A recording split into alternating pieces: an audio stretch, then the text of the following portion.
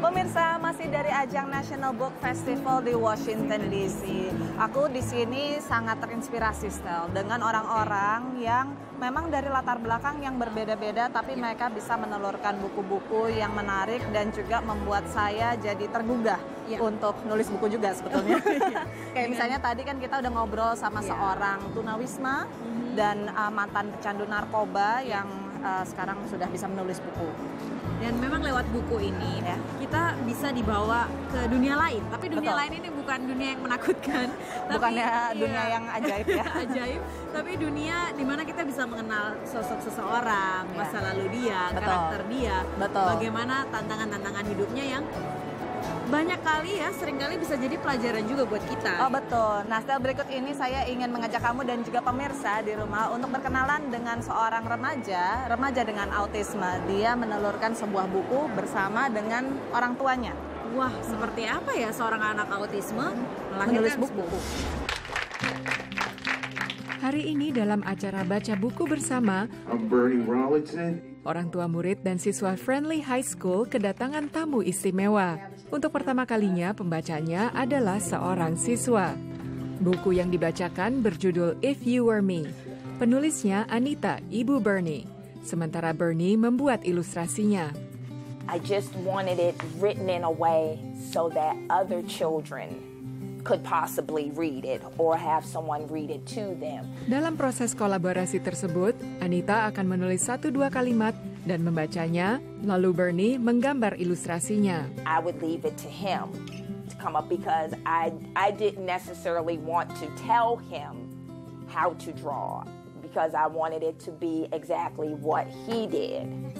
And it to come from his thoughts and his creativity. If You Were Me, you get placed in a special program. If You Were Me mengisahkan hidup Bernie. Sejak terlahir dengan orang tua yang menurutnya sangat sayang, tapi kurang pengalaman. You were me. Your parents received some disturbing news about you. Hingga didiagnosa dengan sindrom Asperger di usia 3 tahun yang membuatnya tidak punya banyak teman. If he is approached by kids, he doesn't always know what to say. He may not say something appropriate. They may be talking about movies and then he'll spurt out something about chicken. I don't like to be ignored. Like someone be talking about me or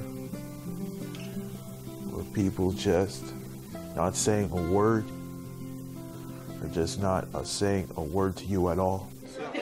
Bernie ingin orang lain menyadari bahwa hidupnya normal. Usai sekolah, ia juga ikut ekstrakurikuler, bekerja paruh waktu di perpustakaan, dan menikmati pekerjaan itu. Tidak sedikit gurunya yang bangga. The fact that Bernie was able to illustrate his mother's book and share it with so many people, I think it's a very good message. It allows people to understand how it is to be on Bernie's side of the road. Just remember, I have feelings too. Diharapkan buku ini akan mampu membuka mata lebih banyak orang tentang Asperger, juga bentuk lain dari autisme. Dari Fort Washington, Maryland, tim VOA. Duna, antrian di mana-mana nih, Iya. di tiap ruangan. Di belakang ini adalah antrian yang mau meet and greet dengan pengarang David Weber. Ini pengarang fiksi yang ini ya untuk militer ya, militer Amerika tuh. Saya jadi penasaran orang-orang yang pintar nulis nih gimana sih tiap hari? Ya mereka riset terus, mereka riset terus. Tapi jangan khawatir, Stel. Kalau kamu misalnya mau menulis buku, tapi merasa belum siap, kamu tetap kok bisa diabadikan kisah hidup kamu oleh orang lain. Tapi gimana caranya? Jadi ada yang namanya personal historian. Jadi ini adalah orang yang membuat chronicle atau catatan perjalanan hidup ya dari orang lain. Biasanya sih ini kayak misalnya kamu mau ulang tahun gitu, terus saya 20 tahun Stella gitu, masih 20 tahun kan umurnya. Ada fotonya masih unyu-unyu gitu. Iya gitu. Nah seperti apa kegiatan personal historian ini? Kita simak liputannya. Some of both. This is one that I bought years ago. Foto merupakan wujud kenangan berharga bagi keluarga. Jim ingin mengabadikan masa lalu ayahnya James, seorang pecinta aviasi. James yang kini berusia 84 tahun telah menjelajahi 6 benua dan mengantongi 34.000 jam terbang.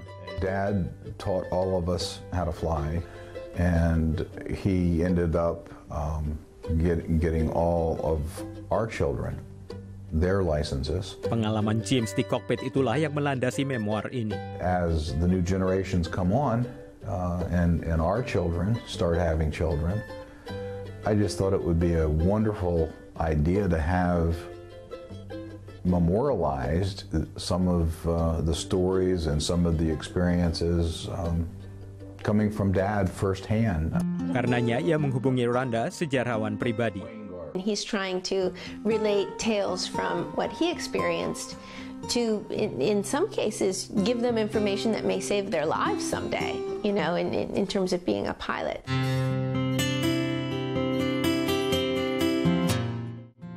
Rhonda meninggalkan karir di bidang pemasaran untuk terjun menjadi seorang personal historian, membuat film tentang keluarga. Ia termasuk Asosiasi Sejarawan Pribadi Amerika yang menaungi lebih dari 700 profesional di bidang ini. Namun film bukan satu-satunya medium. Banyak yang lebih suka membukukan kisah keluarga atau foto-fotonya, bahkan resepnya. When you have it in a book form, you can read the whole article. You can see all the details. Misalnya dalam buku yang memaparkan kisah di balik kesuksesan bisnis keluarga ini. As even the original advertisements for a family business that were in their local newspaper when they were trying to build their business, what were the types of things they put on sale? Those sweet little things give you a flavor of those conversations that must have been had between those family members. What did you dig out? Untuk mewujudkan sebuah produk, Rhonda berdiskusi tak hanya dengan kliennya, tapi juga kerabat dan teman mereka. There's an opportunity for everyone to capture something in some way. Here's the kids. Proyek-proyek seperti ini terbukti merekatkan antar generasi dan menambah kebanggaan pada keluarga. Sejarawan pribadi tak hanya sekedar mendokumentasikan kisah keluarga, tapi juga mengabadikan sekelumit bagian dari sejarah. Dari Washington DC, tim VOA. Wah, betapa cintanya warga Amerika terasa sama buku ini. Siapa bilang orang-orang udah nggak suka buku? Ini buktinya masih desek-desekan ya, berjubel orang ada di sini. Berjubel, kayaknya bakal sampai jam 10 malam nih pemirsa, situasinya akan seperti ini. Tapi terpaksa kami, saya dan Nana harus pamit lebih dulu. Undur diri dulu pemirsa. Untuk pemirsa yang masih ingin mengikuti program VOA, bisa akses ke www.voaindonesia.com/duniakita atau ke Twitter @voaDuniaKita. Atau juga nonton di channel kami di YouTube, di channel VOA Indonesia. Dan juga jangan lupa untuk like kami di Facebook dengan kata kunci Dunia Kita. Dari National Book Festival di Washington Convention Center, kami undur diri. Saya Aryatna Budianto. Saya Stella Nau. Sampai jumpa. Dah.